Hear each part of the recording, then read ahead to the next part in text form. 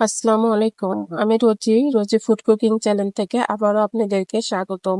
আশা করি সবাই ভালো আছেন। আমার কাছে দূরে দেশ বিদেশে যে যেখান থেকে আমার ভিডিওটা দেখছেন অবশ্যই লাইক, কমেন্ট এবং শেয়ার করবেন এবং চ্যানেলটি সাবস্ক্রাইব করবেন। তো আজকে রান্না করব চিংড়ি মাছ দিয়ে পুঁই শাক। তো চলুন দেখা যাক। এখানে নিয়েছি পুঁই শাক 1 কেজির মতো। তো এটাকে সুন্দর করে কাটিং করে বেছে ধুয়ে পরিষ্কার করে নিলাম। তো সব অফ ক্যামেরায় করে নিয়েছি। এখানে চিংড়ি মাছ, ছোট চিংড়িগুলো দিয়ে পুঁই শাক রান্না করব। তার জন্য চিংড়ি মাছগুলো পরিষ্কার করে ধুয়ে নিয়েছি। এখানে পেঁয়াজ, রসুন এবং কয়েকটা কাঁচামরিচ দিলাম। দিয়ে এটাকে ভাজা ভাজা করলাম। তারপরে তেলের ভিতরে চিংড়ি মাছটা দিয়ে দিলাম। তো চিংড়ি মাছটাও তেল দিয়ে ভাজা ভাজা করব। এ পর্যায়ে একটু হলুদ আর লবণ দিয়ে দিব।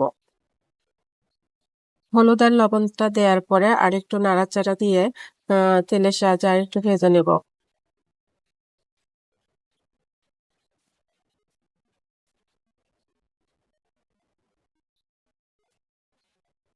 ভেজে ভেজে নেওয়ার পরে এটাকে আরো কিছুক্ষণ ভেজে নেব। নেওয়ার পরে এখানে আমি একটা মশলা বাটেছি, আদা জিরা এবং রসুন। মশলাটা এখন দিয়ে দিব। এ পর্যায়ে আগেই চিংড়ি মাছটা তেল দিয়ে ভেজে নিতে হবে। তারপরে আমি আদা জিরা রসুনটা দিয়ে দেওয়ার পরে এখন চিংড়ি মাছটা কিছুক্ষণ কষায় নিব।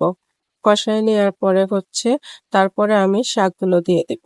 তো কষানো হতে থাক, আমি বাসার অন্য কাজগুলো করতে থাকি। তো এ পর্যায়ে দেখেন কষানোটা কমপ্লিট হয়েছে। এখন আমি কেটে রাখা সেই পুঁই শাকগুলো দিয়ে দিলাম। তো পুঁই শাকগুলো দিয়ে দেওয়ার পরে এটাকে নাড়াচাড়া দিয়ে ভিডিওটা ভালোভাবে করতে পারিনি। তারপরে যে পুঁই শাক দিয়ে চিংড়ি মাছ কষানোটা প্রায় হয়ে আসছে, দেখাই যাচ্ছে অনেক সুন্দর কালার আসছে। তো এ পর্যায়ে রান্নাটা কমপ্লিট। সবাই ভালো থাকবেন। আল্লাহ হাফেজ।